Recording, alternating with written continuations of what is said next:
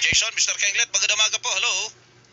Magandang umaga po, Carmelo, at sa mga nanonood at nakikinig na inyong programa. May sinabi si Presidente galing to sa ASEAN, meron siyang naisarang deal no, sa Vietnam saka sa Cambodia para sa importation. Anong tingin nyo doon sa importation ng bigas, Mr. Kenglet?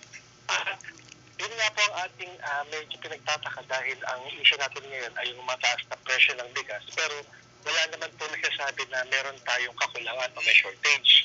Yung kung ano man po yung transaction nais nating malaman kung ano yung detalye.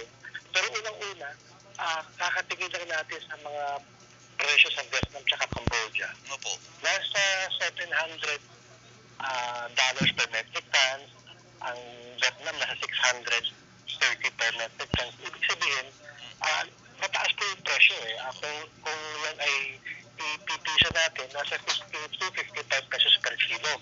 Kaya po, bakit tayo magpipilit na mag-import na mas mahal pa yung bigas kaysa sa local price natin dito? No? Yung price saving, meron tayong pagtanggap sa dahil talagang napakataas po nung itinaas ng presyo ng bigas for the past 2 to 3 weeks. Ang current gate naman, tayo kasi doon tayo bumabatay lagi sa presyo, consistent naman siya sa 24 to 26 pesos per kilo. Kaya dapat talaga yung presyo ng bigas nasa 45 pesos lamang po.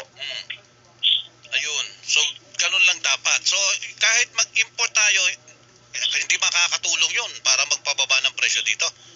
O nagtataka tayo dahil bakit gano'n ang presyo. Kahit sa mismong monitoring po ng DE, mas mahal ang imported kaysa local. So bakit ipipilit ang imported kung kaya naman natin magbenta ng mas mura dito? So dapat tulungan na lang natin yung magsasaka. Kasi yun ang kinakatakot natin. Baka yung ingay sa price ceiling, ang nasa likod pala niyan ay marami ang importasyon na naman. Tapos may panukala pang ibaba ang taripa, ay talagang malulugi na po ang magsasaka. At talagang kung ang retailers nagsasara, baka ang magsasaka hindi na magtatanim.